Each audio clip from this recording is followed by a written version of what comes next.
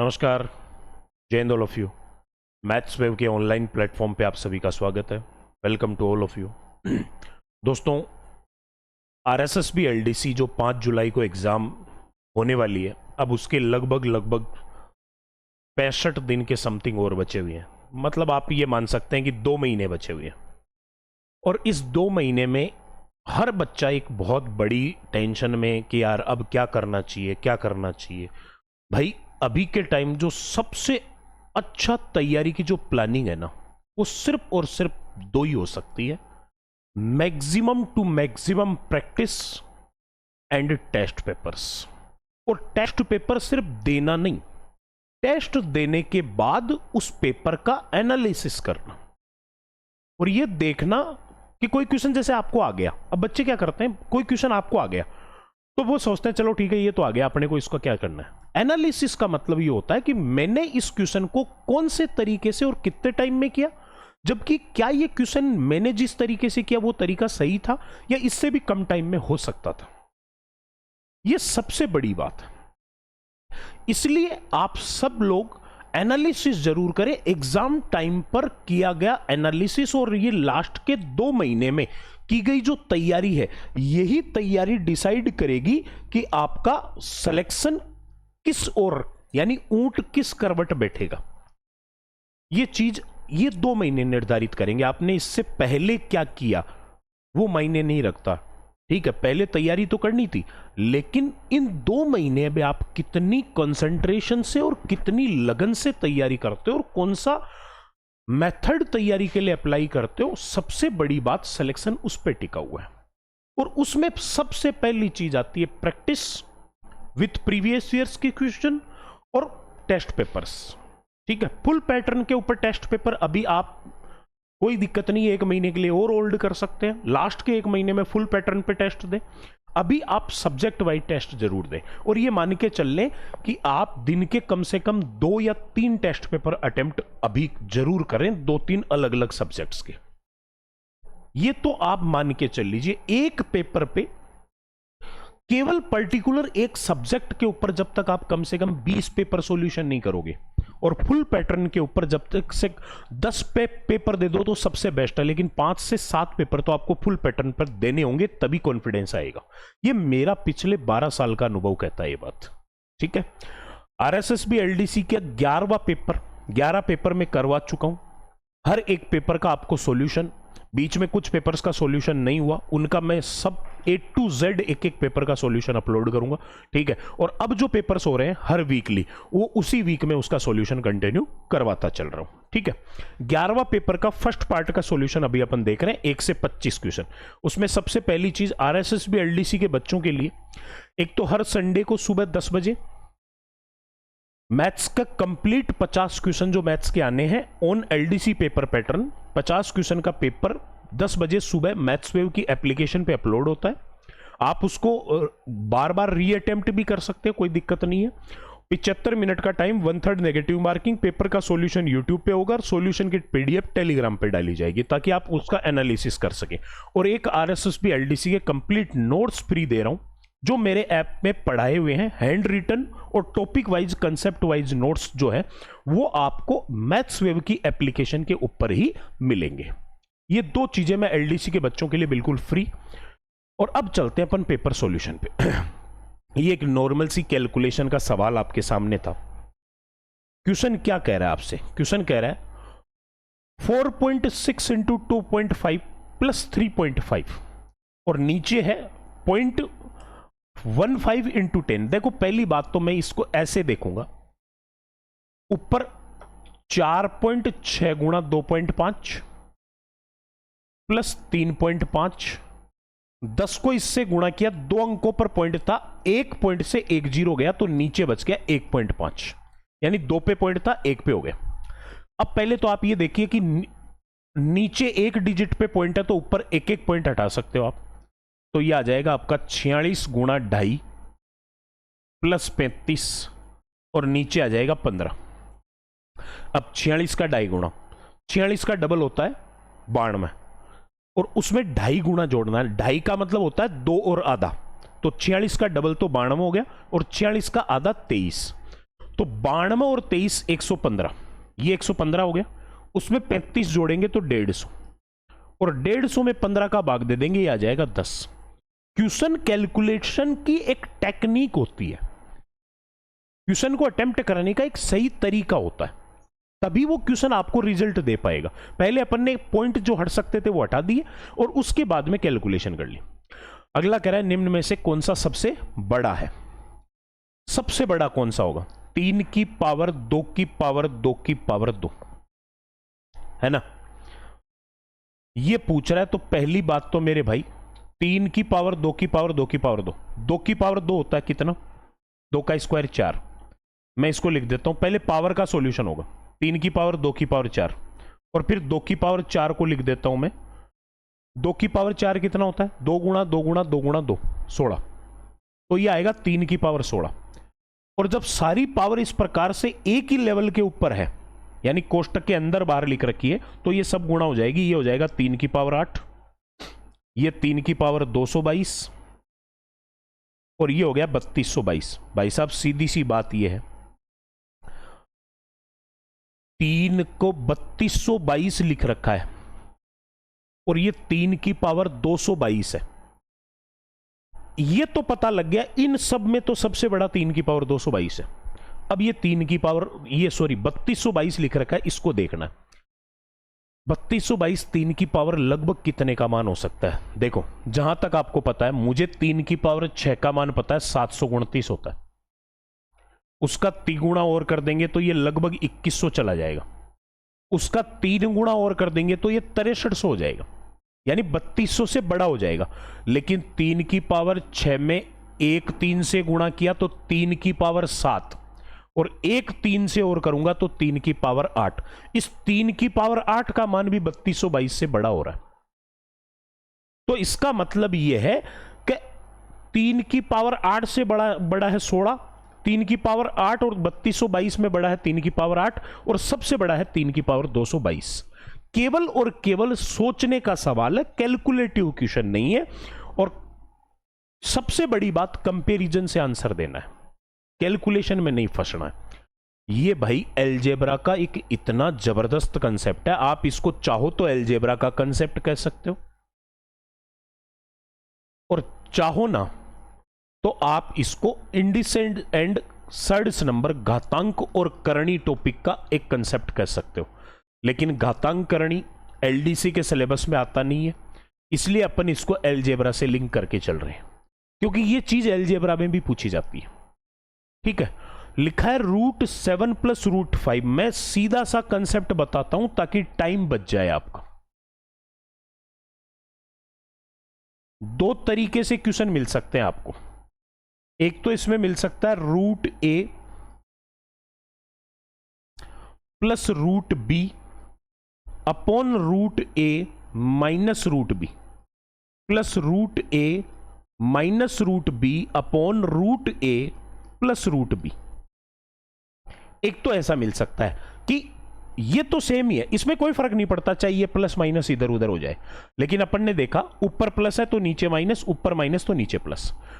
इसी में बस ये हो सकता है कि यहां दोनों के दोनों पदों के बीच में चिन्ह क्या है? प्लस, इसकी जगह माइनस हो सकता है। यानी ये ऐसा हो सकता है √a + √b upon √a minus √b minus √a minus √b upon √a + √b। ये ऐसे हो सकता है। तो सुन लो, अगर चिन्ह बीच में प्लस है तो एक बात तो क्लियर है, चाहे बीच में चिन्ह प्लस हो और चाहे माइनस हो, नीचे तो कंफर्म इन दोनों का अंतर आएगा। नीचे तो कंफर्म अंतर आएगा a माइनस b।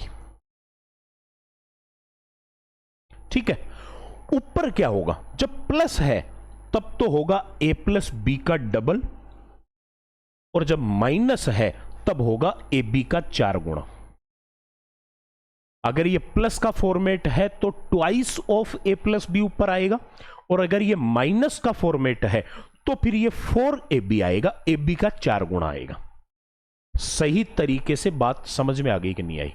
तो मैं अगर इस क्वेश्चन पे लेके जाऊं तो इसका एक तरीका तो कहता है परिमेयीकरण, वो सॉल्यूशन करो एलसीएम लेकर इतना लंबा छोड़ा, जबकि मैंने देख लिया बीच में प्लस है, प्लस हो तो ये हो गया twice of A plus B, यानी 7 + 5, और नीचे a - b 7 - 5, 7 - 5 2 से 2 गया, तो 7 और 5 12, इसका आंसर आ गया।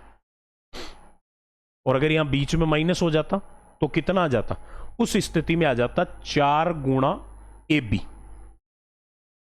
ठीक है, 4 गुणा AB मतलब रूट AB है ये, AB को आप ऐसे है ना समझे, ये रूट AB है, 4 रूट AB, ठीक है। तो उस स्थिति में ये क्या आ जाएगा, 4 अंडर रूट AB का मतलब 7 × 5 = 35, और नीचे 7 में से 5 गया 2, 2 का भाग इसमें 2 बार जाएगा, तो ये आएगा 2√35। ये एक सीधा सा अलजेब्रा का कंसेप्ट होता है, ठीक है।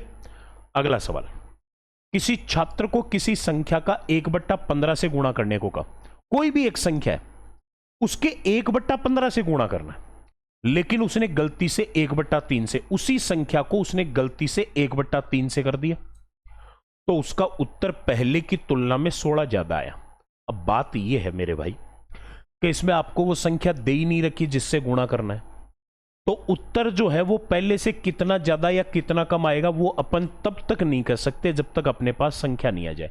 और ये बात मैं पिछले पेपर के सॉल्यूशंस में भी, जो लाइव सेशन डेली शाम को चलते हैं 8 बजे, अभी एडवांस मैथ की प्रैक्टिस सेशन चल रहे हैं। और एक बात मैं आपको और बता देता हूं, 4 मई से, 4 मई को मंडे है, 4 मई से अर्थमेटिक का प्रैक्टिस सेशन एलडीसी के लिए सेपरेट अलग से हो रहेगा, वो सेशन ही अलग होगा। मतलब 4 तारीख से यूट्यूब के ऊपर 2 लाइव क्लास चलेगी, एक अर्थमेटिक के लिए और एक एडवांस के लिए, ठीक है।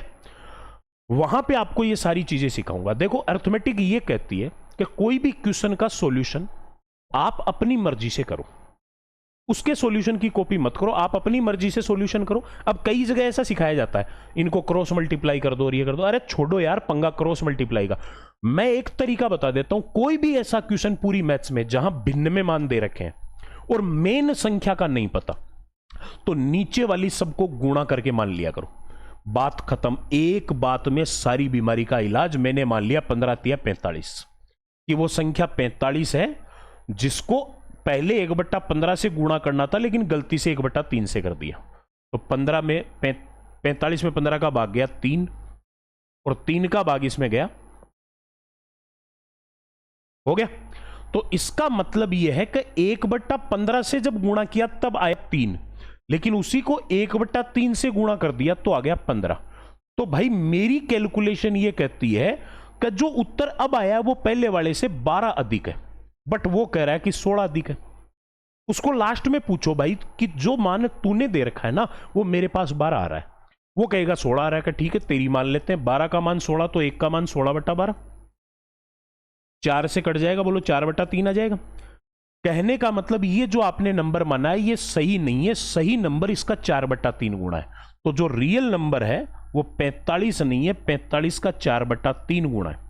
3 का भाग 45 में 15 बार, 15 चौका 60। और जरूरी नहीं है नीचे वाली को गुणा करके ही मानो, आप कुछ भी मान सकते हो। आप ये मान लो माना कि वो संख्या x है तो भी उत्तर ये आएगा, लेकिन मैंने वो तरीका बताया जिससे इस प्रकार की भिन्न की कैलकुलेशन के सारे क्वेश्चनों का समाधान हो जाएगा। अब कोई बच्चा ये सोचे कि सर गुणा करके ही क्यों माने, 15 और 3 को ही तो काटना है, तो 15 और 3 का भाग जाने वाली कॉमन संख्या, यानी इनका एलसीएम भी मान सकते हो। बिल्कुल इस क्वेश्चन में एलसीएम मान सकते हो आप, उत्तर वही आएगा। लेकिन मैंने गुणा वाले हिसाब से क्यों बताया, कई क्वेश्चन आपने देखा होगा इस प्रकार के भी आते हैं कि जिसमें यह कहा जाता है कि एक गांव में कुछ लोग थे जिनमें से 2/5 लोग शहरों में शिफ्ट हो गए, शेष बचे हुए लोगों में से 3/4 लोग कस्बों में चले गए, शेष बचे हुए लोगों में से 1/5 मर गए और अभी भी गांव में 60 व्यक्ति बचे हुए हैं। ऐसा क्वेश्चन जब हर बार शेष बोला जाता है वहां पर एलसीएम का तरीका काम नहीं करता, वहां इन सब नीचे वाली संख्याओं का गुणा करके मानने से ही एक सही और सिंपल कैलकुलेशन आ सकती है। इसलिए मैंने एक ही बात में भिन्न वाली सारे क्वेश्चनों का समाधान कर दिया कि नीचे का गुणा करके मान लिया करो, बस कोई एलसीएम नहीं, कोई पंगा नहीं, नीचे की संख्या का गुणा करके माना, आंसर आ गया। अब ये क्वेश्चन है ना, तगड़ा वाला माइंड गेम सवाल था, तगड़ा वाला। मुझे ऐसे क्वेश्चन बहुत पसंद है जो बच्चे के दिमाग से खेलते हैं।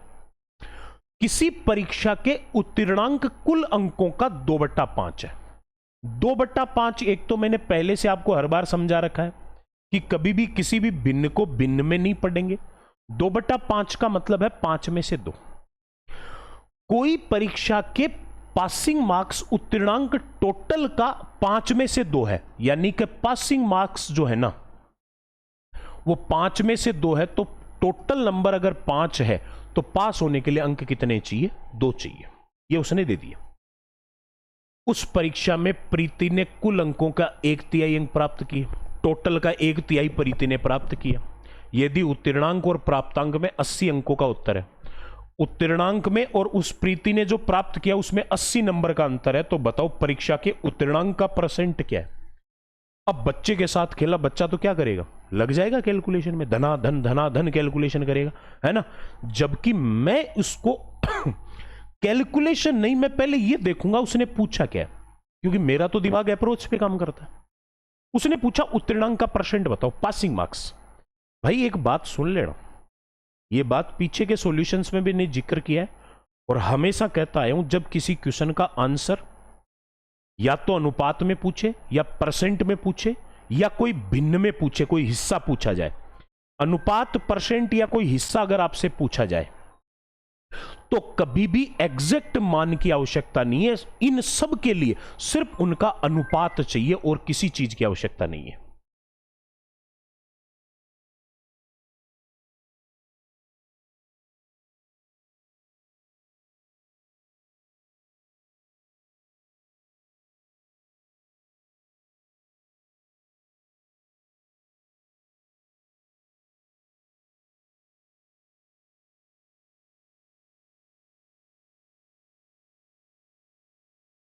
हाँ जी, तो अब मैंने जो बात बोली उसको ध्यान से अगर अपने दिमाग में सेट किया हो क्या, कि या तो परसेंट पूछे तो किसी एग्जैक्ट मान की जरूरत नहीं है, सिर्फ जिनका परसेंट पूछा है उनका, उसका अनुपात चाहिए अपने को, उनके अनुपातिक मान चाहिए, या अनुपात ही पूछ ले और या कोई भिन्न में या हिस्से में कोई तुलना पूछ ले, ये इसका कितना हिस्सा है, तो उनके लिए कभी भी एग्जैक्ट मानों की आवश्यकता नहीं पड़ती है। इसने पासिंग मार्क्स का परसेंटेज पूछा, तो पासिंग मार्क्स का मतलब कितने हैं पासिंग मार्क्स? 2। कितने में से? 5 में से। तो इसका ही तो परसेंट पूछा है, 2/5 कितना परसेंट होता है? 100 से गुणा कर लिया, 40% होता है। यार क्यों माथापच्ची करनी है सवाल में,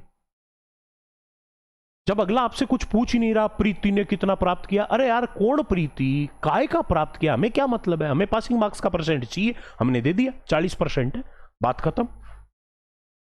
अगला सवाल, ग्लिसरीन के 50 लीटर के एक नमूने में 20% अशुद्ध मिलावट पाई गई। देखो 50 लीटर का एक नमूना है, यानी टोटल मिश्रण 50 लीटर है, उसमें से प्योर और इम्प्योर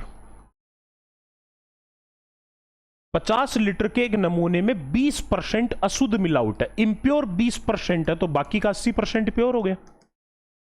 इसमें कितना शुद्ध ग्लिसरीन मिलाएं, कितना ग्लिसरीन और मिलाएं कि अशुद्धता की मात्रा 5% हो जाए, यानी ये इंप्योर वाला सिर्फ 5% बच जाए, ये कितना इसमें मिलाया जाए, यही पूछ रहा है मेरे भाई। सबसे बढ़िया देखो, इसके आपके पास वही बात है, एक तो है इसका सीधा एक लाइन वाला तरीका जो रट के आप काम कर सकते हो, एक होता है इसका लॉजिकल तरीका।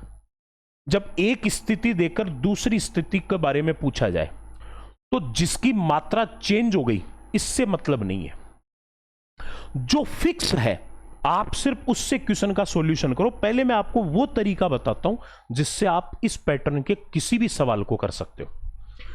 50 लीटर में शुद्ध मिलाना है, मतलब शुद्ध की जो मात्रा है वो तो बदल जाएगी जब इससे इसमें आएगा तब, लेकिन अशुद्ध फिक्स रहेगा। तो 50 का 20% कितना होता है? 10 लीटर, यानी 50 लीटर में अशुद्ध ग्लिसरीन 20% है, वो 10 लीटर के बराबर है। तो मुझे बताओ, बाद में इसमें शुद्ध मिलाकर एक नया मिश्रण बनाया, उस नए मिश्रण में अशुद्धता कितने परसेंट है? 5%। परसेंट बदला है, बाकी मात्रा तो वही 10% है, 10 लीटर है कि नहीं है। यानी कि जो 10 लीटर पहले 20% के बराबर था, वो 10 लीटर अब 5% के बराबर है। 5% बराबर 10 लीटर, तो बताओ 1% बराबर 2 लीटर हो गया कि नहीं हुआ?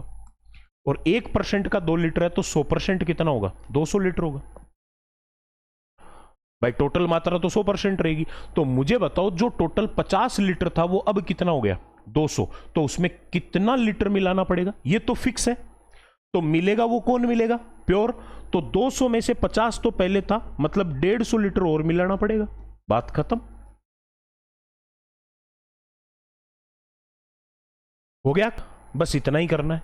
अब इसमें कोई बच्चे ये कहें कि गुरुजी अगर हम सॉर्ट करना चाहें तो भाई कोई बात नहीं, मैं आपको एक सॉर्ट ट्रिक और दे देता हूं, है ना। ए लीटर मिश्रण में X% नमक है मान लो, इसमें कितना पानी और मिलाया जाए, और मिलाया जाए, मिलाया जाए ताकि नमक की मात्रा Y% हो जाए।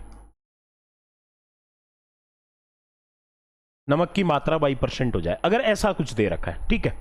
तो समझो बात को, इसने X% नमक दे रखा है, मिलाया क्या है? पानी। एक कंडीशन इसमें यह बन सकती है यदि नमक ही मिलाया जाता।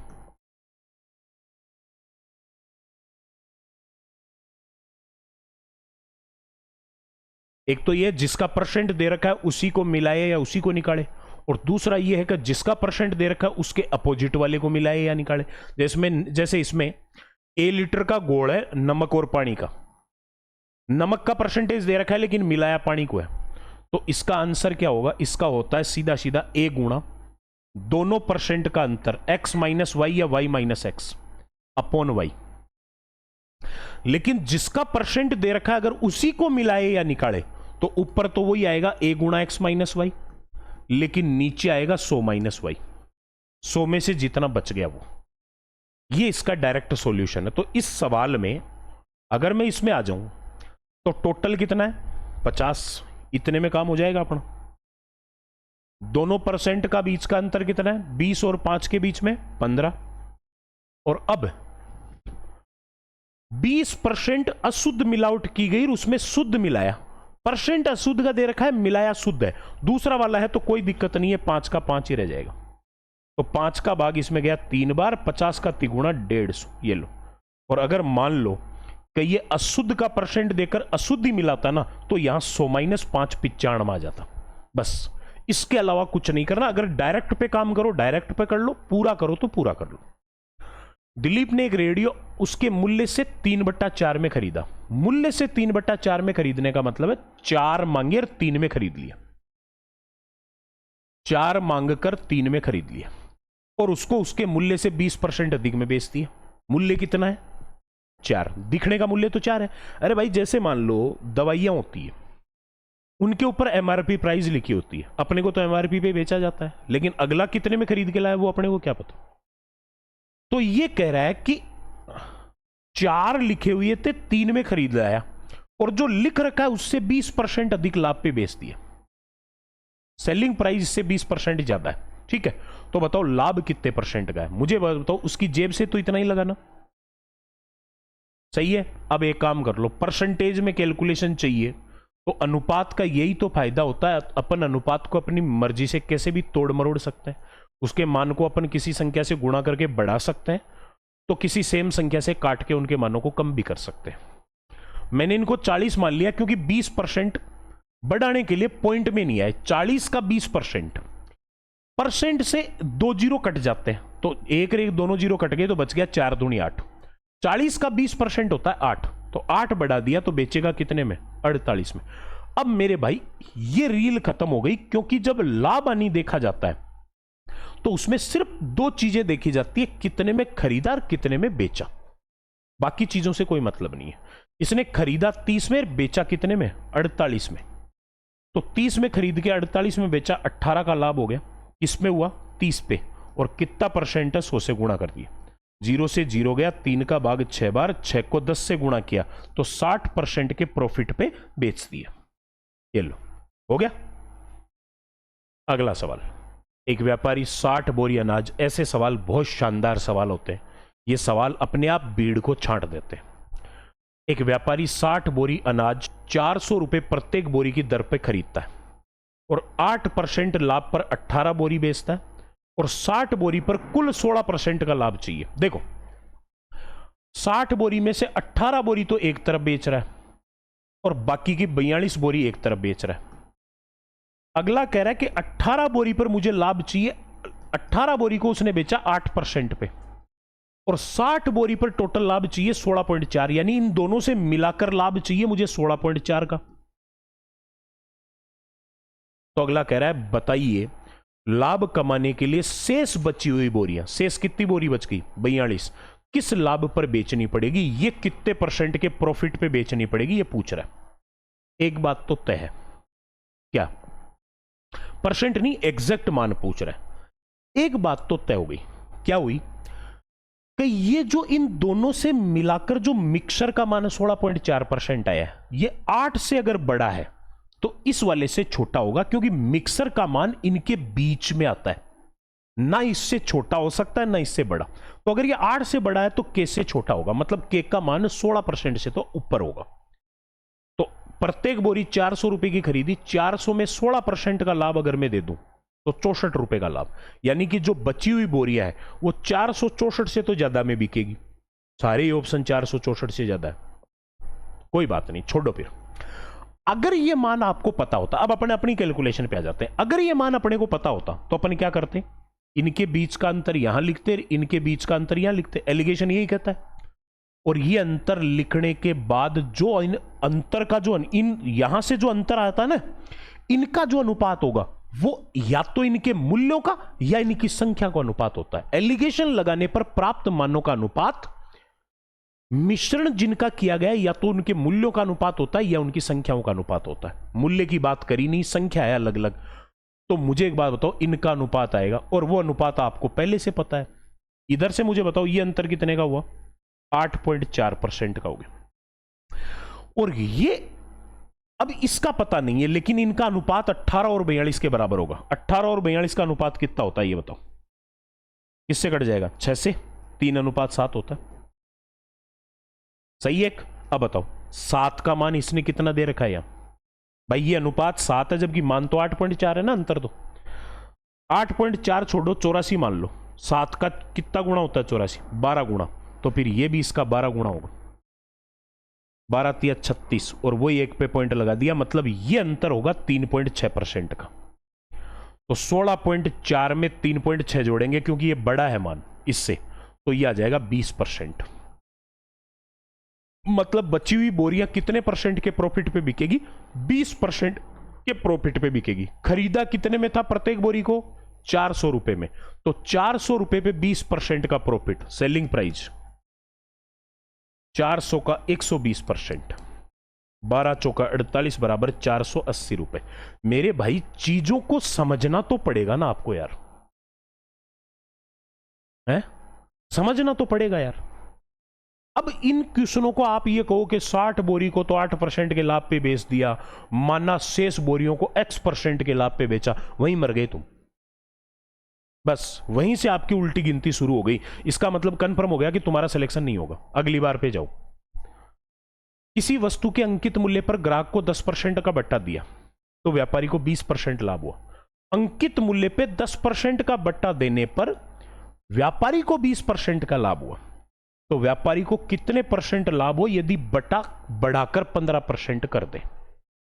बट्टा किसके ऊपर दिया जाता है पहले बताओ, छूट दी जाती है अंकित मूल्य पे, ठीक है।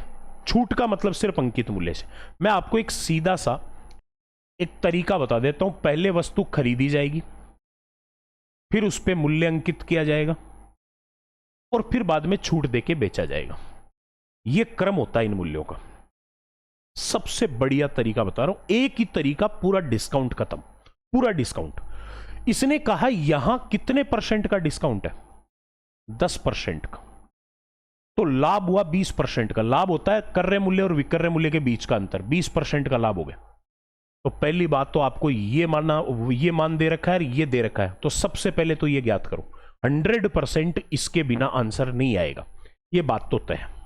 और अब इसके ऊपर अगर जाना है तो सबसे बेस्ट तरीका क्या होता है, अगर ये दोनों देखकर टोटल पूछता है तब तो इन दोनों के अनुपात सीधा सीधा गुणा करते हैं। अगर ये दोनों देखकर टोटल पूछे तो दोनों के अनुपातों को सीधा गुणा करेंगे, लेकिन अगर टोटल देखकर इनमें से किसी एक का पूछे तो टोटल का अनुपात तो सीधा होगा, बट ये अनुपात उल्टा लिखा जाएगा। इसको सीधा इसको उल्टा कर दोगे, ये आ जाएगा, बस खत्म बात। और ये पूरे मैथ के हर टॉपिक में लगेगी ये चीज। जिसको क्रम पता है तो सबसे पहले मुझे सीपी से एमपी का अनुपात चाहिए। इस अनुपात को तो सीधा लिख देता हूं, 20% मतलब 20/100, 1/5। 5 पे 1 का लाभ है तो ये अनुपात तो हो गया 5 से 6, और 10% छूट का मतलब हो गया 10/100 यानी 1/10। 10 पे 1 की छूट तो अनुपात हो गया 10 से 9। इसको उल्टा लिखूंगा, 10 से 9, तो ये अनुपात बन गया मेरे भाई, क्या हो गया, 5 का भाग इसमें दे दिया 2 बार, ये 3 से कट गया, 3 दूनी 6, 3 3 9, तो ये अनुपात आ गया 3 से 4। कितना आ गया, 3 से 4 आ गया, ये आ गया 3 और ये आ गया 4, हो गया। अब कह रहा है यदि बट्टा 15% कर दे तो बताओ लाभ कितना होगा। बट्टा को अगर 15% कर दे, कर दो, बट्टा किसके ऊपर दिया जाएगा। अब मैं सिर्फ 3 में खरीदा, 4 मांगे और 15% का बट्टा देना है, तो एक काम करो, इसको 30 और 40 मान लो परसेंटेज के लिए। 40 पे 15%, 40 का 10% कितना होता है, 4। 15% का मतलब हो गया 10% प्लस 5%। पेन मत उठाओ, बस मेरी कंडीशन सिर्फ एक है, पेन मत उठाओ। 40 का 15%, 40 का 10% 4 है, तो 5% उसका आधा 2, तो 15% हो गया 4 और 2 6, 6 की छूट दे देगा, 34 में बेचेगा। मतलब ओवरऑल में ये कह सकता हूं कि 30 में खरीद के 34 में बेचेगा, तो लाभ हो गया 4 का, किस पे, 30 पे, और कितना परसेंट है, गुणा 100, 0 से 0 कट गया, 40/3 बराबर 13 सही 1/3%। 13 सही 1/3% इसका आंसर आ गया, हो गया। और वैसे दूसरे शब्दों में मैं अगर ये कहूं, किसी भी क्वेश्चन का आंसर अगर परसेंटेज में चाहिए होता है और उत्तर मिश्र बिन में अगर दे रखा है, तो मोस्टली आंसर वो होता है, वो ऑप्शन आंसर बनता है जिसका यूनिट डिजिट 0 बन जाए। जैसे यहां अगर मैं इसको हटा दूं, इन तीनों में से अगर कोई एक उत्तर है तो मैं 100% कह सकता हूं उत्तर वो होगा जिसका इकाई अंक 0 बनेगा। इसको मैं देखता हूं, 4 को 0 से गुणा किया 0, और उसमें 1 जोड़ेंगे 1। भाई अपन गुणा कैसे करते हैं, इन दोनों को गुणा करके ये जोड़ते हैं, इसका यूनिट डिजिट 1 है, ये उत्तर नहीं हो सकता। 4 चौक 16 और 1 17, इसका यूनिट डिजिट 7 है, ये उत्तर नहीं हो सकता। 3 3 9 और 1 10, इसका यूनिट डिजिट 0 है, ये उत्तर होगा। मोस्टली ये होता है जब किसी क्वेश्चन के ऑप्शन मिश्र बिन में दे रखे हैं, तो जिसका यूनिट डिजिट 0 बनेगा वो इसका उत्तर होता है 99% केसेस में। 1% अलग स्थिति हो जाती है। सोहन ने 6 वर्ष के लिए 21,250 रुपए की राशि का निवेश किया। साधारण ब्याज की किस दर पर उसे 6 साल के अंत में 26,350 रुपए की राशि प्राप्त हुई। इन्वेस्ट किया 21,250 और मिल गया उसको 26,350, तो आप ये बताओ ब्याज कितना मिला उसको। जो सिंपल इंटरेस्ट उसको मिल गया 21 से 26,000, 5,000 तो ये मिल गया, और 250 से 350 100 रुपए ये मिल गया। 5100 रुपए मिल गया कितने साल में, 6 वर्ष में। साधारण ब्याज हर साल का सेम होता है, तो अगर 6 साल का ब्याज 5100 है तो बताओ 1 साल का ब्याज कितना होगा, 5100/6, 8 6 48, 6 5 30, 850 रुपए 1 साल का ब्याज हो गया, हो गया। और अगले ने पूछा कि दर, मेरे भाई 1 साल का ब्याज कितना % है, वही दर होती है, याद रख लेना, ये लाइन हर जगह काम आएगी। दर मतलब 1 वर्ष का ब्याज, 1 वर्ष का ब्याज जितना % है वही दर है। और दर अगर की दर बोल दी कि 10% दर है, इसका मतलब हर साल 10% ब्याज लगेगा। दर और 1 वर्ष का ब्याज दोनों एक ही चीज है। तो फिर दर का मान पूछा है, 1 वर्ष का ब्याज मिला 850, वो कितना % है, मूलधन आपका 21,250, इसका कितना % है, गुणा कर लिया 100 से। लो जी काट लो साहब, 10 से 10 कट गया, 5 से इसको काट देते हैं, 17 बार कटेगा।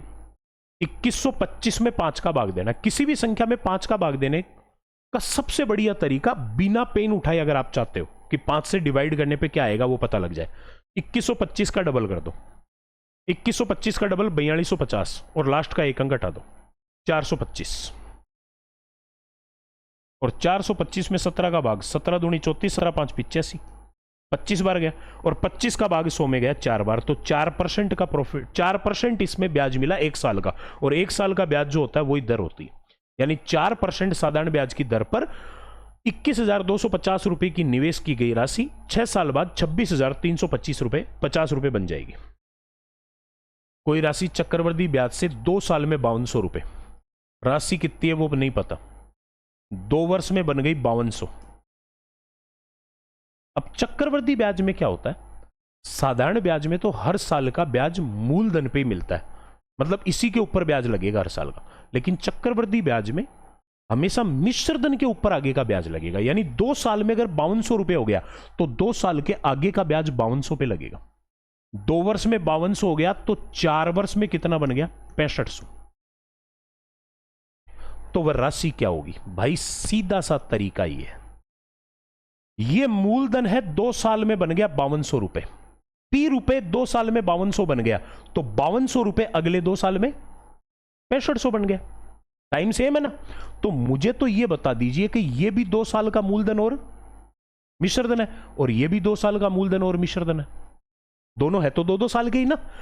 और मैथ ये कहती है एक जैसी 2 स्थितियां हमेशा एक दूसरे के समानुपाती होती है, एक जैसी, एक समान दिखने वाली 2 स्थिति जहां भी हो वो एक दूसरे के प्रोपोर्शनल होती है, समानुपाती होती है। तो मैं कह सकता हूं कि पी और 5200 का जो अनुपात होगा वही अनुपात 5200 और 6500 का होगा। तो पी का मान कितना आएगा, 5200 भाग में उधर जाकर गुणा में, 5200 गुणा 5200 बट्टा 6500, काट लो साहब, 20 से 20 गया, 13 चौका 52, 13 पंजो 65, ठीक है। और यहां से ये 5 का भाग इस 5200 में, अब ये भी तो बताया था 5 का भाग देना कैसे देते हैं, 5200 का डबल 10,400, एक अंक घटा दिया 1040, इसका भाग इसमें जाएगा 1040 बार, ठीक है।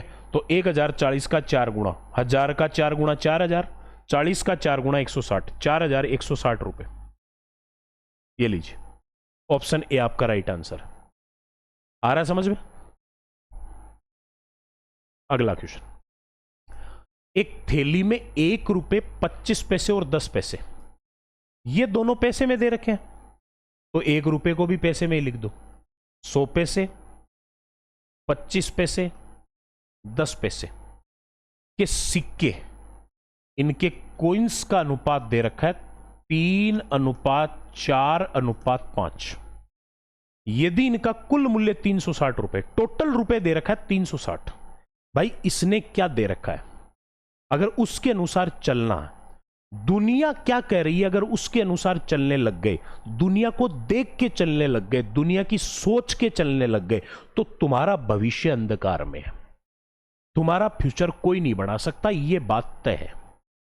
लेकिन दुनिया क्या सोचेगी, दुनिया क्या कहेगी, दुनिया क्या कर रही है, इससे अगर आप मतलब ना रखो, दुनिया जाए भाड़ में, आप अपने हिसाब से काम करोगे तो हमेशा दुनिया से आगे रहोगे, आपको डिफीट करने वाला कोई नहीं होगा। तो इसने कहा कुल मूल्य इतना है, भाई तेरे पास कितना आता है वो तेरी श्रद्धा है, हमारी औकात इतनी नहीं है, हम तो देख लेते हैं हमारे पास कितना आता है, तूने इतने कमाए ना, हमारे पास कितने, 100 पैसे के 3 सिक्के 300 पैसे, 25-25 पैसे के 4 सिक्के 100 पैसे, और 10-10 पैसे के 5 सिक्के 50 पैसे। भाई साहब तेरे पास आते होंगे 360 पैसे, 360 रुपए, हमारे पास तो कितने आए, 300 और 400, 450 पैसे आए, और 450 पैसे का मतलब होता है 4.5 रुपए, 360 रुपए तेरे पास आते होंगे, हमारे पास तो हमारी कैलकुलेशन में 4.5 रुपए आए, तो 4.5 का मान 360 के बराबर, तो 1 का मान 360 बट्टा 4.5, पॉइंट हटाऊंगा ऊपर जीरो लग जाएगा। 45 दूनी 90, 90 दूनी 180, 180 दूनी 360, डबल के डबल का डबल, 8 बार कट गया। 2 गुणा 2 गुणा 2, 8। आगे एक जीरो अभी बच रहा है, तो एक का मान रियल में कितने के बराबर है? 80 के बराबर। तो 25 पैसे की राशि कितनी है? सिक्के नहीं, 25 पैसे के सिक्के कितने हैं? 4, लेकिन राशि तो 100 पैसे। 100 पैसे मतलब 1 रुपया। 25 पैसे की रकम है 1 रुपए के बराबर, 25 पैसे वाले सिक्कों की, और 1 रुपए का रियल मान 80 के बराबर है। तो इसका मतलब 25 पैसे के सिक्कों से बनी राशि कितनी है? 80 रुपए। 100 पैसे वाले पूछ लेता कि कितने राशि है? 300 पैसे हैं। 300 पैसे मतलब 3 रुपए। 1 का मतलब 80 है, तो 3 का मतलब 240 रुपए होता। और यहां 10 पैसे के पूछ लेता तो 10 पैसे का मतलब हो गया 50 पैसे। 50 पैसे का मतलब आधा रुपया। 1 का मतलब 80 है, तो आधा का मतलब 40 रुपए। 240 इसके, 40 इसके और 80 इसके। इस प्रकार से अलग अलग आप सिर्फ अनुपात देख के अपनी कैलकुलेशन खत्म कर सकते हो। अमित और कैलाश की इनकम का रेशियो दे रखा है 3:2। यह सवाल बहुत बार आता है एग्जाम में। अमित और कैलाश की आय का अनुपात 3:2, खर्चे का अनुपात, एक्सपेंडिचर का अनुपात है 5:3, और वर्ष के अंत में प्रत्येक की बचत, सेविंग दे रखी है 1000 रुपए। सेविंग है 1000 रुपए। कुछ नहीं करना, आय और व्यय का अनुपात दे दे और बचत का एग्जैक्ट मान दे दे, तो बस एक काम कर लो, आय और व्यय के अनुपातों को क्रॉस मल्टीप्लाई कर लो और इनको भी क्रॉस मल्टीप्लाई कर लो। बस ध्यान रखना, इसमें 2 बातें ध्यान रखनी है। पहली बात तो ये तरीका सिर्फ 2 आदमियों पे लगेगा, और दूसरी बात 2 का अनुपात देना पड़ेगा, 1 का मान देना पड़ेगा। ये चीज जरूरी है। तो मैंने ये देखा कि ये हो गया 5 दूनी 10 और 3 तिया 9, 10 में से 9 गया 1। 5 को 1000 से गुणा किया 5000, और 3 को 1000 से किया 3000। 5000 माइनस 3000, ये हो गया 2000। 1 का मान 2000 के बराबर। कितने के? 1 का मान 2000 के बराबर है। और कौन सा वाला 1? आय वाला अनुपात, क्योंकि अनुपात तो आपके पास यहां आय का भी है और व्यय का भी है। इनमें से कौन सा वाला अनुपात? क्या सारे ही अनुपात 1 का मान 2000 के बराबर है? नहीं, केवल आय वाले अनुपात का 1 का मान 2000 के बराबर होगा। आय के अनुपात को 2000 से गुणा करेंगे तो इनकी एग्जैक्ट आय मिल जाएगी आपको। तो अमित की आय पूछ रखी है। अमित की आय का अनुपात 3 है, उसको 2000 से गुणा करेंगे तो आय आ जाएगी 6000। हो गया? इस तरीके से आप इनको निपटा सकते हो। अगला सवाल, ए एक व्यवसाय 3500 रुपए से शुरू करता है। ए ने एक व्यवसाय शुरू किया 3500 रुपए से। 5 महीने बाद बी उसका साझेदार बना। बी साझेदार बना 5 महीने बाद, आफ्टर 5 मंथ्स। 1 वर्ष बाद दोनों के बीच लाभ 2 और 3 के अनुपात में बट गया। तो मुझे तो पहले यह बता दो, इसने अपना निवेश पूरे 12 महीने के लिए किया, लेकिन इसने अपना निवेश सिर्फ 7 महीने के लिए किया, क्योंकि यह पार्टनर बना 5 महीने बाद। हिसाब हुआ उनके 1 साल के बाद, यानी 12 महीने से। तो ए तो पार्टनर पूरे 12 महीने का रहा, लेकिन बी पार्टनर रहा सिर्फ 7 महीने का। बी की रकम कितनी है वो नहीं पता, लेकिन एक बात तो आपको पता होगा, इनका अनुपात जो भी आएगा, जो इनकी साझेदारी का अनुपात होगा, उसी अनुपात में लाभ का बंटवारा होगा। तो मैंने ये देखा 7 का भाग इसमें गया 500 बार, 12 पंजो 60, आगे 2 जीरो 6000। एक की साझेदारी 6 की है, इसकी है के की। सही है? 6 की और के की है। तो मुझे बताओ, साझेदारी का अनुपात अगर यह आ रहा है तो इसी अनुपात में लाभ बटेगा, और लाभ दे रखा है 3:2। मतलब यह है कि यह जो अनुपात साझेदारी का वही लाभ का अनुपात है। कहने का मतलब दोनों बराबर है। ठीक है कि नहीं है? तो यह जो मान है ना 6000 और के, इसका अनुपात 3 और 2 है। 3 का मान 6000 है, यानी रियल मान कितना गुणा है? 2000 गुणा। तो फिर 2 का 2000 गुणा कितना होगा? 2 का 2000 गुणा होगा 4000। के का मान कितना आ गया? 4000। और यही पूछ रहा है बी ने कितनी पूंजी निवेश करी थी। ये क्या आ गया?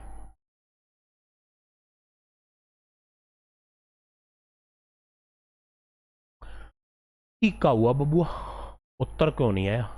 एक व्यवसाय 3500 रुपए से शुरू करता है, 5 महीने बाद बी उसका साझेदार बन जाता है। तो 3500 रुपए का व्यापार 12 महीने के लिए हुआ, और 5 महीने बाद बी साझेदार हो गया, तो बी की साझेदारी 7 महीने की होगी।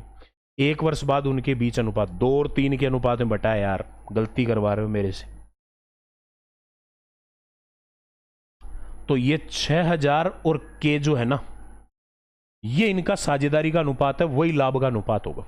और वो आपको दे रखा है 2:3। 6000 का अनुपात 2 है, यानी अनुपात का 3000 गुणा है ये, तो इसका भी 3000 गुणा ही होगा। और 3 का 3000 गुणा करेंगे तो कितना आएगा? 9000 आएगा। ये लीजिए, हो गया। छोटे छोटे सवाल हैं, छोटे छोटे सवाल। और ये एलडीसी का लेवल ही है, ये ज्यादा तनाव लेने की जरूरत नहीं है। एलडीसी में क्या होगा? एलडीसी में यही होगा जो हो रहा है। x³ + 4x², x³ + 4x² + 6x -2 को x + 5 से डिवाइड करने पर शेषफल क्या होगा? एक तरीका तो ये होता है कि आप उसको पूरा प्रोसेस से भाग दो, x + 5 का इस पूरे में भाग दो ऐसे, और लास्ट में जाकर जो बच जाए वो इसका शेषफल होगा। एक तरीका तो ये। जबकि इसका शॉर्ट ये है, मैं मान लेता हूं, late assume that x + 5 is a factor of that polynomial. मैंने ये मान लिया कि x + 5 इस बहुपद का एक गुणनखंड है, ये मैंने मान लिया। और अगर ये गुणनखंड है तो इसका मतलब इसका भाग इसमें देने पर 0 आएगा। गुणनखंड का मतलब तो ये होता है पूरा पूरा भाग चला जाए तो 0 आएगा। तो मैं यहां से इसका इसमें भाग देने पर मान रहा हूं 0 आएगा, तो x + 5 का मान 0 के बराबर होगा। तो बताओ x बराबर कितना आएगा? -5। -5 रखने पर देखें कितना, क्योंकि मैंने x + 5 को एक गुणनखंड माना, तो x + 5 का मान रखने पर इसका शेषफल 0 आ रहा है। तो x बराबर यहां से कितना आया? -5। ये रख देता हूं यहां, -5 का क्यूब + 4 गुणा -5 का स्क्वायर + 6 गुणा -5 -2, -5 का क्यूब -125, -5 का स्क्वायर। किसी भी संख्या का स्क्वायर करने पर हमेशा प्लस ही आता है। तो 5 का स्क्वायर 25, 25 चौका 100, और 6 पंजो 30, वो माइनस का है, और -2। सही है। 125 में से 100 गया तो -25 बच गया। -25 -30 -2 सबके चिन्ह सेम है, तो अब जुड़ जाएंगे। 30 25 55, 55 और 2 57, किसका आ रहा है? माइनस का। यानी x + 5 को एक गुणनखंड मानने पे, मान ही तो रहे हैं, इसका मतलब गुणनखंड है नहीं, होता तो 0 आ जाता। कितना आ रहा है? -57। -57 क्यों आ रहा है? क्योंकि इतना एक्स्ट्रा है, और जो एक्स्ट्रा होता है वही उसका क्या होता है? शेषफल होता है। तो इसलिए -57 इसका रिमाइंडर आ जाएगा। डिवाइड करने की जरूरत नहीं है, सीधा गुणनखंड मान के x की वैल्यू पुट किया करो। x² - 7x + 12 के गुणनखंड पूछ रहा है क्या क्या होंगे। ठीक है, इसके गुणनखंड क्या क्या होंगे ये पूछ रहा है। मुझे तो बता दो, ये दोनों का गुणा कितना आ रहा है? +12। -3 को 4 से गुणा करने पर -12 आएगा, ये उत्तर नहीं हो सकता। -3 को -3 से गुणा करने पर +12 आएगा। 4 × 12 और माइनस माइनस प्लस, ये उत्तर हो सकता है। +3 को -4 से करने पर -12 होगा, ये उत्तर नहीं हो सकता। +3 को +4 से करने पर +12 होगा, ये उत्तर हो सकता है। इन दोनों में से एक होगा, कौन सा होगा? तो मुझे बताओ यहां क्या आ रहा है? ये तो आंसर नहीं हो सकता, क्योंकि इनको गुणा करने पर, अरे भाई इसका गुणनखंड ये है, मतलब इनको गुणा करने पर वापस ये आना चाहिए। तो इसको गुणा करने पर तो ये आ नहीं सकता, क्योंकि इसमें तो सारे चिन्ह प्लस के आएंगे। जबकि इसको ये वाला माइनस का चाहिए, ये वाला माइनस का सिर्फ इसमें ही आ सकता है, इसमें नहीं होगा। पहले तो ये तो क्रॉस चेकिंग सुन लीजिए आप इसकी। अब मैं बताता हूं आपको दूसरा तरीका। ये एक बहुपद है क्योंकि इसके बराबर में कुछ नहीं लेकर का, बराबर लगते ही ये गुणनखंड, ये समीकरण हो जाती। अब बहुपद है फिलहाल, और x की स्क्वायर के साथ कोई गुणांक नहीं है। मैंने जब ये चीज कोर्स में ऐप पे पढ़ाई है, वहां मैंने ये चीज बाकायदा समझाई है कि x स्क्वायर के साथ गुणांक हो तब कैसे करना है, नहीं हो तब कैसे करना है। अभी यहां गुणांक नहीं है, नहीं है तो सीधी सी बात यह है, आपको ऐसी दो संख्या माननी है जिनका जोड़ तो ये है -7 और उनका गुणा ये है +12। दो संख्या जिनको गुणा कर रहे तो 12 आए, जोड़े तो -7 आए। ऐसी संख्या होती है 3 और 4। 3 चौक 12 हो गया, लेकिन जोड़ने पर -7 तब आएगा जब -3 और -4 होगा। मिल गए दोनों टुकड़े। अगर दोनों टुकड़े ये हैं तो गुणनखंड क्या होंगे? गुणनखंड में कुछ नहीं है, x लगा दो पीछे, x -3 और x -4 बस। लेकिन ये तब तक कर सकते हो जब x स्क्वायर के साथ गुणांक ना हो। गुणांक होते ही तो फिर पूरा करना पड़ता है, जो तरीका होता है ना गुणनखंड विधि का, वो पूरा करना पड़ेगा। अगर x स्क्वायर के साथ गुणांक नहीं है तो बस टुकड़े करके उनके पीछे x लगा दो, फैक्टर बन जाएंगे ऑटोमेटिक। इसलिए मैं बार बार कहता हूं मेरे क्वेश्चनों का सॉल्यूशन 70% अप्रोच पे चलते हैं और वो टाइम बचाते हैं बच्चे का। और एग्जाम में जो बच्चा टाइम बचाना सीख गया, जो बच्चा अप्रोच लगाना सीख गया, वही बच्चा सिलेक्शन तक जाएगा। इसने क्या कहा? x square plus kx plus 12 का एक गुणनखंड x प्लस 3 है। गुणनखंड होने का मतलब क्या हुआ कि इसका इसमें भाग देने पर 0 आएगा। पिछले सवाल में तो अपन ने माना ये इसका गुणनखंड है तो 0 आना चाहिए, लेकिन अब तो ये कह रहा है कि ये इसका गुणनखंड है तो कंफर्म 0 आएगा। मतलब ये हुआ कि x प्लस 3 रखने पर 0 आएगा, तो x बराबर क्या है? -3। -3 इसमें पुट करने पर 0 आएगा, -3 का स्क्वायर, क्योंकि अगले ने क्लियर कर दिया कि गुणनखंड है। प्लस k गुणा x -3 प्लस 12 बराबर 0। -3 का स्क्वायर प्लस का 9, -3 गुणा के 3 के प्लस 12 बराबर 0 हो गया। ये 9 ही तो है।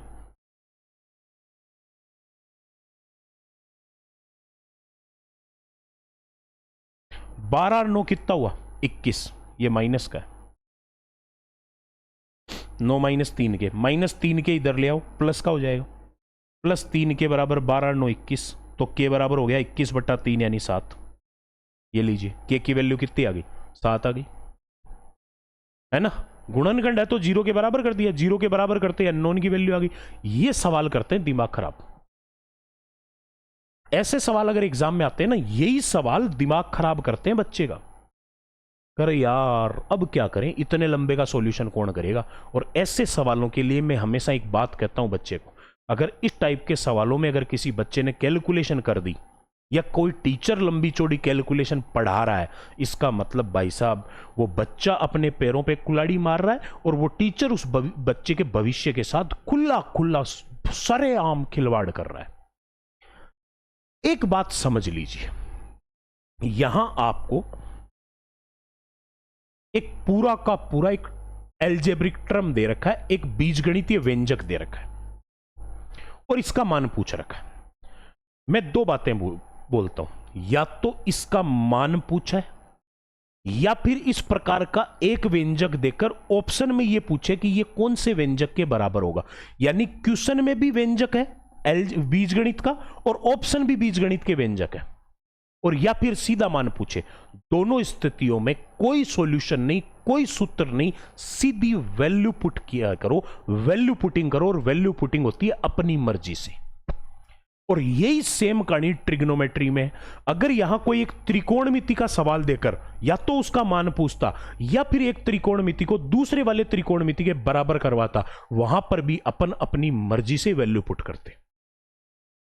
और यही दो सबसे बड़े खतरनाक चीजें हैं जो सूत्रों के ऊपर बनती है। त्रिकोणमिति वाले सवाल भी वो सूत्रों पे बनते हैं और ये अलजेब्रा के सवाल भी सूत्रों पे बनते हैं। ऐसा कुछ नहीं करना, बस वैल्यू पुट करो अपनी मर्जी से। एक ही बात का ध्यान रखना कि ऐसा मान मत रखना कि जिससे अनंत बन जाए, इनफाइनाइट नहीं बनना चाहिए, जीरो बन जाओ भले, कोई दिक्कत नहीं। अब ये नीचे अनंत बनता है 1/0। अनंत का मतलब एक तरीके से मैं मान सकता हूं 1/0। कहने का मतलब नीचे जीरो नहीं बढ़ना चाहिए। अब नीचे जीरो कैसे आएगा? बी और सी दोनों सेम कर दोगे तो नीचे जीरो बन जाएगा। सी और ए सेम कर दोगे तो जीरो बन जाएगा। ए और बी सेम कर दोगे तो जीरो बन जाएगा। मतलब सीधी सी बात है, सेम किसी को ही नहीं कर सकते। जिसको सेम कर दिया तो नीचे घट के जीरो आएगा और 1/0 की फॉर्म अनंत बन जाएगी। तो नीचे जीरो किसी को नहीं करना, बाकी तुम्हारी मर्जी है, जो इच्छा करे वो मान लो, जो इच्छा करे वो मान ले। तो ये लो 2 1 0, एक को तो मान ही सकते हैं जीरो। ये मैंने मान लिया 2 1 और 0। ए माइनस बी, ए में से बी घटेगा तो 2 में से 1 घटा 1, 1 का स्क्वायर अपॉन बी माइनस सी, 1 में से 0 घटेगा 1, सी माइनस ए, 0 में से 2 घटेगा -2, प्लस बी माइनस सी का स्क्वायर, बी में से सी गया तो 1, 1 का स्क्वायर, नीचे ए माइनस बी, 2 में से 1 गया तो 1 गुणा सी माइनस ए, सी में से ए, 0 में से 2 गया -2, प्लस सी माइनस ए, 0 में से 2 गया -2 का स्क्वायर अपॉन ए माइनस बी, 2 में से 1 गया तो 1 और बी में से सी, 1 में से 0 गया तो भी 1, 1 का स्क्वायर 1 ही होगा, 2 को 1 से गुणा करेंगे 2 ही आएगा, मतलब 1/2 होगा, बट वो माइनस का, यही सेम है तो ये भी 1/2 माइनस का, -2 का स्क्वायर 4/1, 4/1 मतलब 4, -1 माइनस आधा और माइनस आधा, आधा आधा 1 हो गया, तो माइनस का 1 प्लस का 4, यानी उत्तर कितना आएगा? 3 आएगा। बात खत्म। इससे आसान तरीका कहीं मिल जाए तो बता देना। सबसे बेस्ट तरीका यही होता है, बिना मेहनत का, बिना किसी कंसेप्ट का, अपनी मर्जी का तरीका। इतने बड़े सवाल की बेइज्जती होगी बेचारे की, लेकिन ऐसी बेइज्जतियां अपन करते जाएंगे और अपनी इज्जत बढ़ाते जाएंगे। अल्टीमेट क्वेश्चन है भाई साहब, बहुत जबरदस्त सवाल है।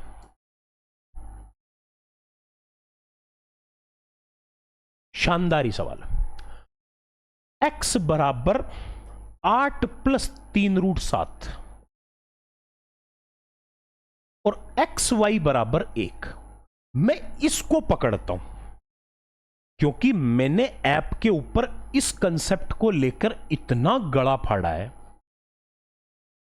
एलजेब्रा में, ट्रिग्नोमेट्री में मैंने ये बात बहुत तरीके से समझाई है, बड़ी शिद्दत के साथ समझाई है कि दो संख्याओं का गुणा अगर 1 है, इसका मतलब 100% वो दोनों एक दूसरे की इनवर्स है। x बराबर 1/y है और y बराबर 1/x है। तो x की वैल्यू अगर 8 + 3√7 है तो y की वैल्यू इसकी उल्टी होगी, 1/8 + 3√7 होगी। एक दूसरे के अपोजिट हो जाएंगे। अब दूसरी बात, नीचे यहां रूट है। एक सबसे जेन्युइन तरीका, सबसे जबरदस्त तरीका, इन दोनों के स्क्वायर का अंतर कितना है? 8 का स्क्वायर 64 और 3√7 का स्क्वायर, 8 का तो हो गया 64, 3 का स्क्वायर 9√7 का स्क्वायर 7, 9 7 63। ये 64 और 63, क्या इनके स्क्वायर का अंतर 1 है? आपके पास कोई एक ऐसा फॉर्म बन जाए जिसके स्क्वायर का अंतर अगर 1 है तो 100% x का मान अगर ये है तो x के प्रतिलोम यानी उल्टे का मान अपोजिट साइन वाला नंबर होता है। सीधा सा तरीका है, इसका परिमेयीकरण करोगे ये आएगा अगर स्क्वायर का अंतर 1 है। अगर आपको पता है कि a और b दो ऐसी संख्या जो एक दूसरे की इनवर्स है, ये कह दिया है ना, और उसमें आपको यह पता लग गया कि एक का मान है 7 + 4√3, तो b का मान क्या होगा? इसके इनवर्स का मान क्या होगा? b क्या है? a का इनवर्स है, यह पता है अपने को। इसके स्क्वायर का अंतर किया मैंने, 7 का स्क्वायर 49, और 4√3 का स्क्वायर, 4 का स्क्वायर 16, √3 का स्क्वायर 3, 16 3 48, स्क्वायर का अंतर 1 आ रहा है। अगर स्क्वायर का अंतर 1 है तो इसका इनवर्स इसके अपोजिट साइन वाला नंबर होगा और कुछ नहीं है, बात खत्म हो गया। तो x की वैल्यू 8 + 3√7 है, तो y की वैल्यू 8 - 3√7 हो जाएगी। इसने पूछा 1/x² + 1/y²। मैं इसको ऐसे भी तो कर सकता हूं, 1/x² है और प्लस x², क्योंकि 1/y का मान है x। ये एक दूसरे के उल्टे का स्क्वायर पूछ रहा है। और एक चीज बताओ, ये तो सीधा अलजेब्रा का कंसेप्ट होता है क्या? अगर x + 1/x की वैल्यू कितनी आई? अरे भाई 1/x यही तो है, x का मान ये है और 1/x का मान ये है। ये पढ़ना पड़ेगा आपको, इसका एक सवाल डेफिनेट एग्जाम में आएगा इस पैटर्न के ऊपर। x का मान 8 + 3√7 है, 1/x यानी y का मान 8 - 3√7 है। तो x + 1/x कितना आ जाएगा? दोनों का जोड़ेंगे तो प्लस 3√7 से -3√7 कटेगा, 16 आ जाएगा। 8 8 16। तो अगर ये 16 है ना, तो इनके स्क्वायर का जो योग है, x + 1/x का मान अगर 16 है तो स्क्वायर का योग हो जाएगा 16 का स्क्वायर -2। ये एक सीधा तरीका, आपको ये चीजें सीधी सी है। x + 1/x की वैल्यू अगर a है तो x² + 1/x² की वैल्यू a² - 2 होती है। और यहीं पे अगर x - 1/x की वैल्यू a है तो x² + 1/x² की वैल्यू, अगर यहां प्लस है तो माइनस का 2 आएगा और माइनस है तो प्लस का 2 आएगा।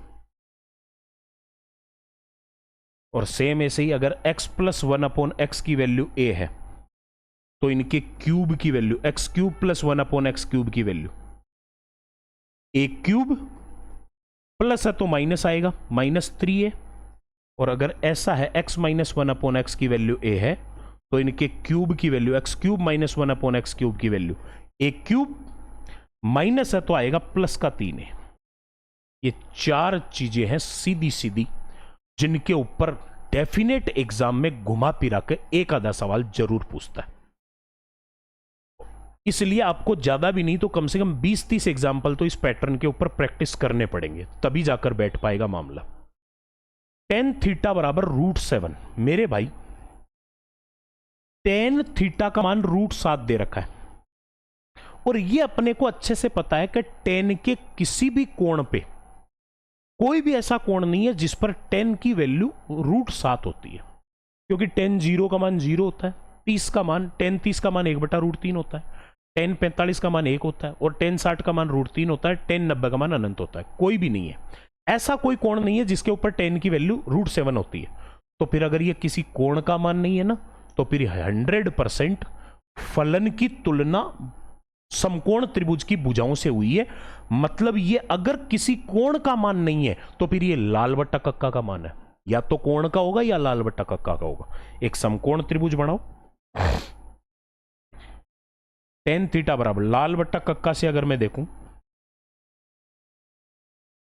तो ये कितना होता है? tan यही होता है ना, लंब बट्टा आधार। लंब तो है √7, आधार है 1, तो कर्ण कितना हो जाएगा? इनके स्क्वायर का योग, √7 का स्क्वायर 7 और 1 का स्क्वायर 1, √8।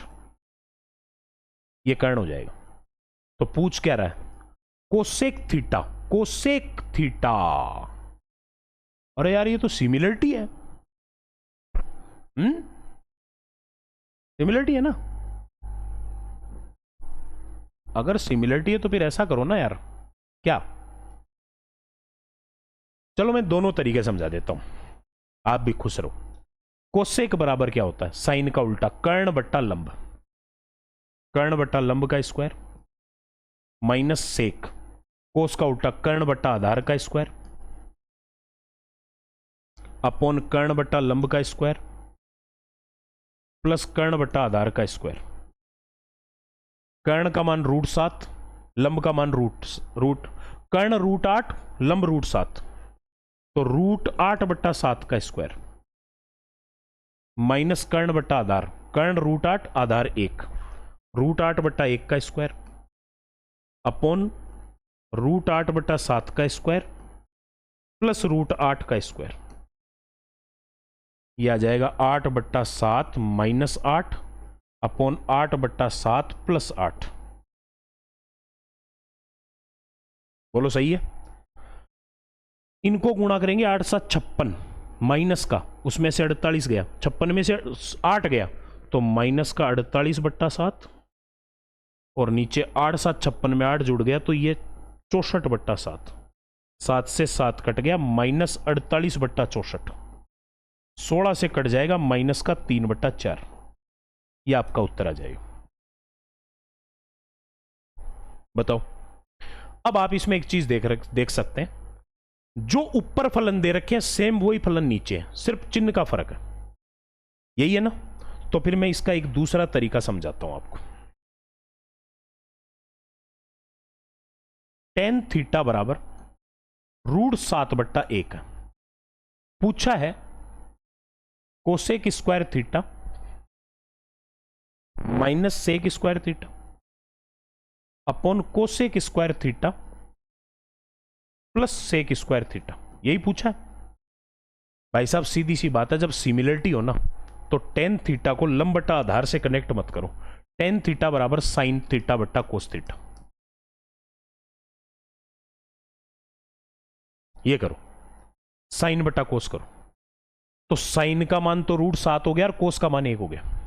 साइन होता है कोस, पहले में लिखा है कोसेक, कोसेक साइन का उल्टा होता है। तो साइन का मान रूट 7 है तो कोसेक का मान 1/√7 होगा, उसका स्क्वायर, माइनस सेक का मान, कोस का मान 1 है तो सेक उसका उल्टा, 1 का उल्टा 1 ही होता है। तो नीचे वाला 1/√7 का स्क्वायर प्लस 1 का स्क्वायर। स्क्वायर करने पर रूट हट जाएगा तो ये 1/7 माइनस 1 और 1/7 प्लस 1। 7 1 कम 7 माइनस का, उसमें से 1 गया तो माइनस का 6/7 और ये 7 1 कम 7 और 1 8/7। 7 से 7 कट गया, माइनस 6/8, 2 से कैंसिल होगा, माइनस 3/4। रेशियो लगा सकते हो सीधा सा। अगर आपको जो पूछ रखा है उसमें फलन सेम है, सिर्फ चिन्ह का या गुणांकों का अगर फर्क हो, गुणांक भी हो सकते थे यहां अलग अलग, कोई फर्क नहीं पड़ता उससे उत्तर में, उत्तर वही आता फिर भी।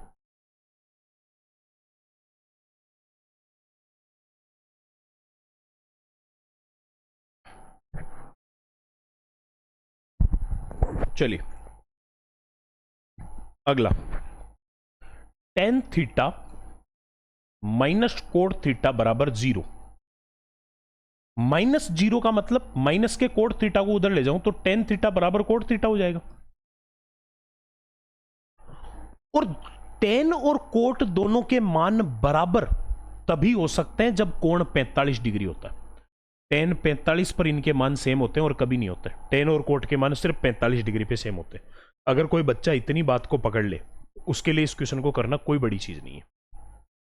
तो पूछा फिर tan थीटा प्लस 45, थीटा का मान 45, थीटा प्लस 15, 45 प्लस 15 और नीचे tan थीटा माइनस 15, 45 माइनस 15,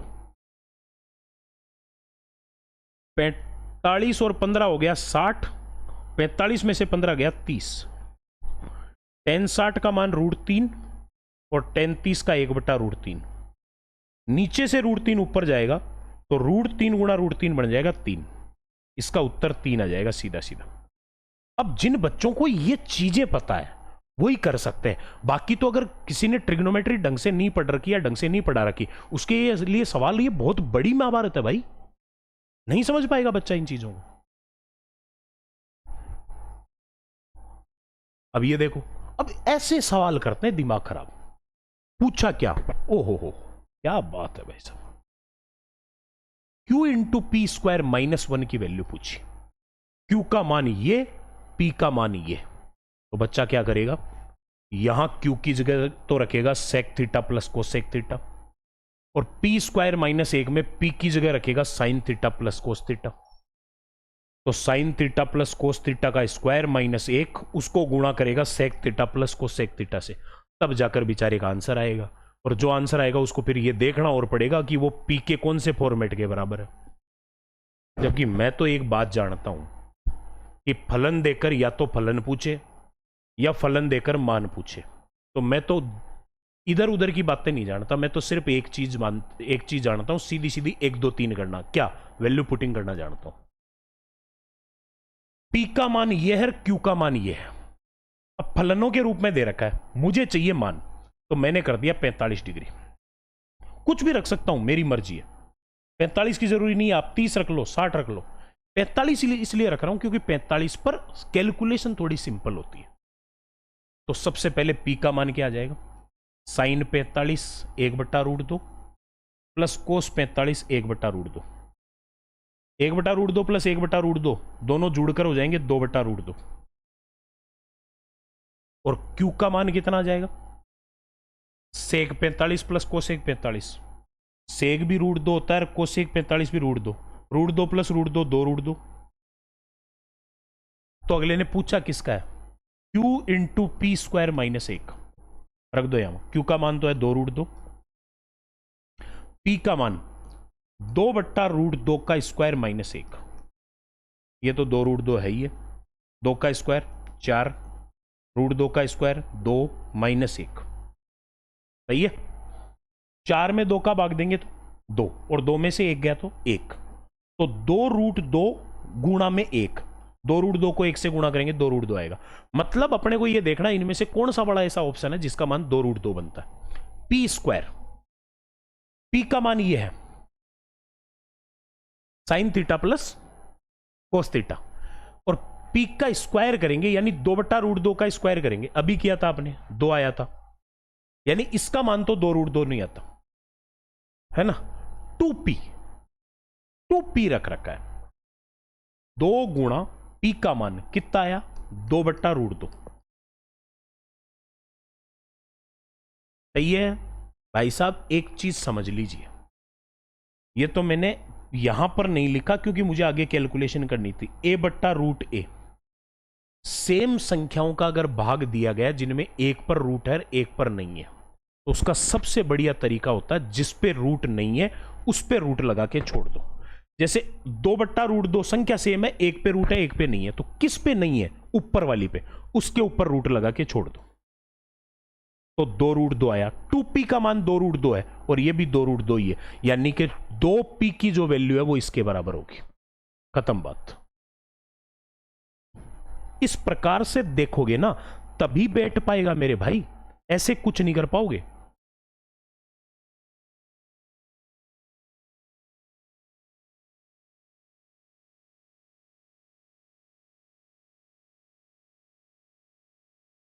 चलिए अगले सवाल पे चलते हैं।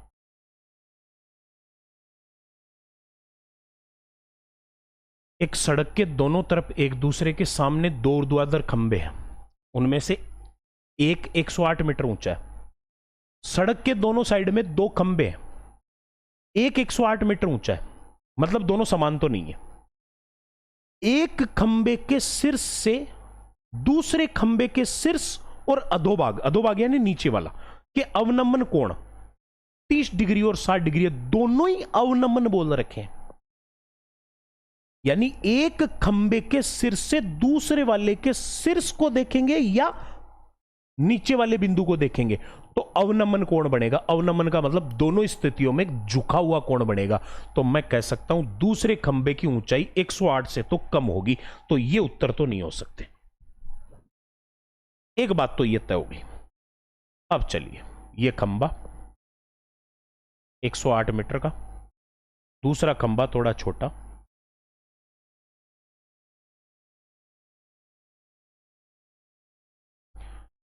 दोनों के दोनों खंबे एक ही तल पे बने हुए हैं। ये लीजिए, ये एक सड़क है, एक सड़क के दोनों किनारों पर 2 खंबे हैं, इसकी ऊंचाई 108 है। अब इसके सिर से जब इसके शीर्ष को देखा तब तो कोण बना 30 का, और जब इस सिर से इसके नीचे वाले बिंदु को देखा तो कोण बना 60 का। अब एक बात आपको सबको पता है, अवनमन कोण होता है नीचे की तरफ झुका हुआ, लेकिन अवनमन और उन्नयन दोनों कोण बराबर है। अगर ये झुका हुआ कोण 60 का है तो ये उठा हुआ कोण भी 60 का ही होगा, और इधर से उठा हुआ ये जो कोण है ये भी 30 का योग, यानी जितना कोण डिप्रेशन है उतना ही एलिवेशन है। अगर इसके साथ में झुका हुआ कोण 30 है तो फिर इसकी समांतर रेखा के साथ उठा हुआ कोण भी 30। अरे समांतर रेखाएं वो बन जाती है, एकांतर कोण बराबर होते हैं। तो अब आप ये देखिए, आपके पास यहां दो त्रिभुज बने, ये आपको लंबाई पूरी कितनी दे रखी है, 108। 108 को छोड़ो आप, दो त्रिभुज बन गए कि नहीं बन गए? 30 और 60 डिग्री का मान आपको पता है, पहले बड़े कोण से शुरू किया। वो tan 60 का मान कितना होता है? कितना होता है tan 60 का? √3 होता है। tan 60 बन रहा है यहां इस वाले समकोण त्रिभुज में। tan 60 का मान √3 यानी लंब बट्टा आधार, tan थीटा बराबर लंब बट्टा आधार, √3/1। और ये 1 है तो ये भी 1। बोलो सही है? देखो ऐसे समझा करो, ऐसे कंफ्यूज ना हो। 30 डिग्री वाले में लंब तो ये बना, आधार ये है। 60 डिग्री वाले में लंब तो ये बना, आधार ये है, यानी दोनों का आधार सेम है। ये बात तो तय है, जितनी दूरी यहां होगी खंभों के उतनी दूरी यहां होगी, आधार दोनों का सेम है, लंब अलग अलग है। एक का दे रखा है, दूसरे का पूछ रखा है, तो फिर क्या किया जाए? देखो वैसे एक सीधा सा तरीका आपको, ऐसा भी एक सबसे बढ़िया तरीका होता है। चलो ऐसे ही समझा देता हूं यार, कोणों से समझा देता हूं क्योंकि वैसे रेशियो का भी एक तरीका होता है, अनुपात याद करना क्यों करें यार याद। tan 30 डिग्री का मान होता है 1/√3। अगर ये 1 है तो ये √3, और tan 60 का मान होता है √3/1। तो आप ये देखिए कि ये दोनों में सेम है। चलो मैंने 60 डिग्री वाला मान रखा, ये √3, tan 60 का मान √3/1 और ये 1 है, तो tan 30 का मान कितना होता है? 1/√3। जबकि यहां मान 1 आ रहा है, मुझे चाहिए √3, तो मैं क्या करूं? ये तो इसी के बराबर था ना, 1 कहां से आया? इसके बराबर ये था। तो मैं एक काम करता हूं, मुझे ये √3 चाहिए, तो मैं इसको √3 से गुणा करके चल लेता हूं पूरे को। √3 गुणा करूं तो √3 को √3 से किया तो ये तो 3 बन गया, 1 को √3 से किया तो ये √3 हो गया, और ये √3 है तो ये भी √3 होगा। और tan 30 का मान 1/√3 होता है। अगर ये √3 है आधार तो लंब होगा 1। अब ये लंबाई 3 है ना, तो ये 1 होगी। 3 का मान इसने कहा 108 मीटर है, तो 1 का मान होगा 36 मीटर। कितना होगा? 36 मीटर होगा। और वैसे एक सीधा तरीका भी होता है। क्या होता है? सीधा तरीका यह होता है कि अगर दो समकोण त्रिभुज हैं, अगर दो समकोण त्रिभुज बन रहे हैं,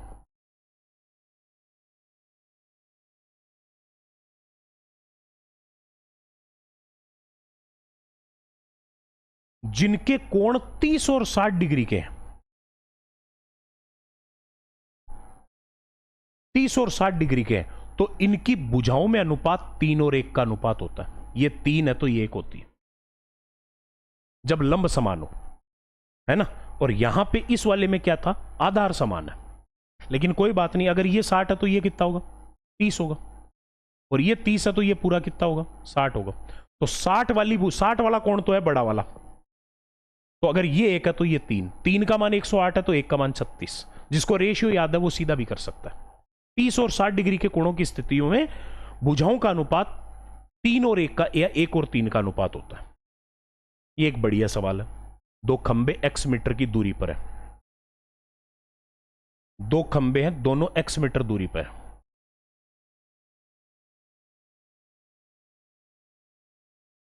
उनमें से एक की ऊंचाई दूसरे से दुगुनी है, एक की दूसरे से डबल है।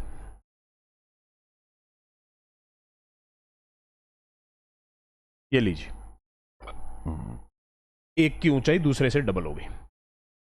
यदि उनको तलों को जोड़ने वाली रेखा के मध्य बिंदु, तलों को जोड़ने वाली रेखा के मध्य बिंदु, ये तलों को जोड़ने वाली रेखा, और इसके मिड पॉइंट पे बीचों बीच, यहां मध्य बिंदु से एक पर्यवेक्षक उनके शीर्षों के उन्नयन कोण परस्पर पूरक पाता है।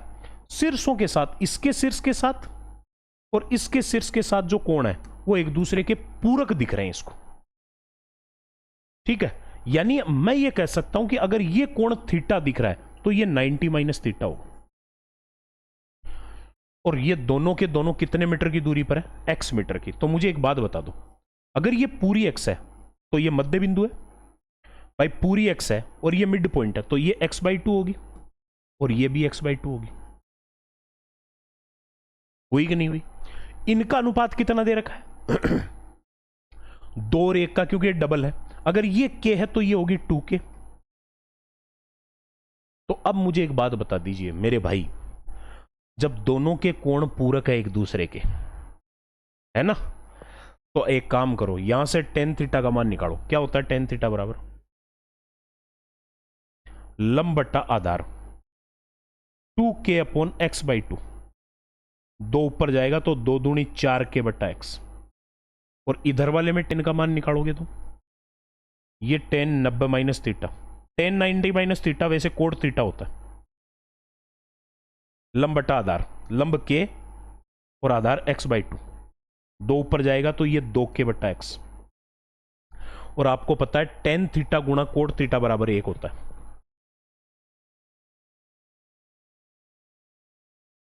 और हर जगह लगेगा, जब भी कोण पूरक बोल देना आप तो सीधा tan और कोट का गुणा 1 कर दिया करो। tan थीटा का मान तो कितना आया?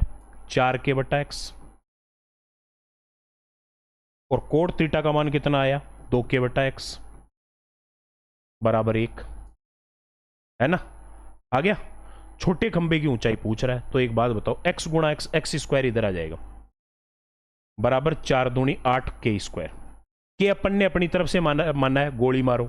x स्क्वायर का मान 8 है तो x का मान कितना होगा?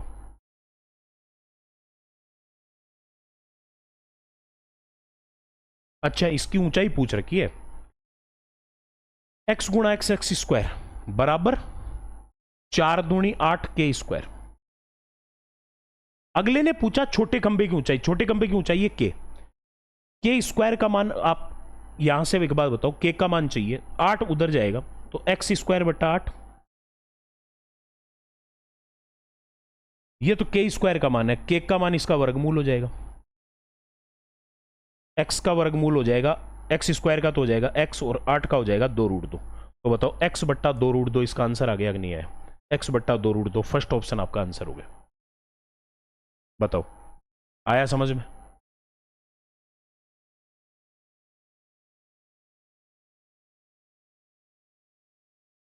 ठीक है, कर लोगे? अगला सवाल। अगला क्वेश्चन कह रहा है, एक घनाभ की माप 20 मीटर, 10 मीटर, 8 मीटर है। 20, 10 और 8 मीटर लंबाई चौड़ाई ऊंचाई, उसमें 4 मीटर के रखे जा सकने वाले डिब्बे, 4 मीटर के डिब्बे कितने रखे जा सकते हैं, ये पूछ रहा है। भाई सीधी सी बात है, 4 मीटर माप के डिब्बे, तो जिसकी लंबाई भी 4, चौड़ाई भी 4, ऊंचाई भी 4। किसी एक बड़े कमरे के अंदर छोटे छोटे डिब्बे रखने हैं, तो अपन क्या करेंगे? बड़े कमरे के आयतन में छोटे आकृति के आयतन का भाग दे देंगे। तो 4 पंजो 20, 4 दूनी 8, 2 का भाग 2 बार, 2 पंजो 10, तो ये आ गया 5 5 25। एक कमरा जिसकी लंबाई 20 गुणा 10 गुणा 8 मीटर है, उसमें 4 गुणा 4 गुणा 4 वाले कार्टून या कोई डिब्बे रखने हैं, तो उन डिब्बों की संख्या कितनी हो सकती है? 25 होगी उन डिब्बों की संख्या। 25 के अलावा डिब्बे नहीं आएंगे। एक बात ध्यान रखना, जब किसी बड़ी आकृति में, कोई भी एक बड़ी आकृति में छोटी छोटी आकृतियां रखने के लिए कहे और ये पूछे कितनी रखी जा सकती है, तो बड़ी के आयतन में छोटी के आयतन का भाग दे दें, अपने आप उनकी संख्या प्राप्त हो जाती है। ये अपने आप में एक कंसेप्ट होता है। ठीक है, चलिए सब हो गया। यही है, शुरू के 25 सवाल हो गए शायद। ओ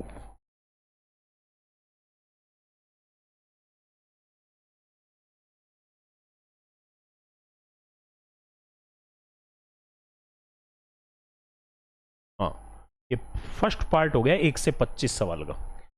अगले 25 सवाल जो है वो अपन कल देखेंगे। ठीक है, और दूसरी चीज लाइव क्लास जो अभी कुछ दिनों के लिए आपकी होल्ड हो रखी है वो इसलिए है क्योंकि मेरे पापा के थोड़ी सी थायराइड में कुछ ट्यूमर्स पाई गई है, उसके लिए मैं जोधपुर एम्स अभी 3-4 दिन गया हुआ था। आज आया हूँ, कल वापस जा रहा हूँ, इसलिए 1-2 दिन के लिए थोड़ा सा ये और डिस्टर्बेंस रहेगा। मे बी पॉसिबल आपकी सैटरडे से जो डेली प्रैक्टिस सेशन है वो वापस स्टार्ट हो जाएंगे। तब तक के लिए आपको थोड़ा सा कोऑपरेट करना पड़ेगा। और मंडे से आपका अर्थमेटिक का प्रैक्टिस सेशन स्टार्ट है, सो है ये, ठीक है। तो अगले सेशन में मिलते हैं, तब तक के लिए सभी को नमस्कार, जय हिंद, जय भारत।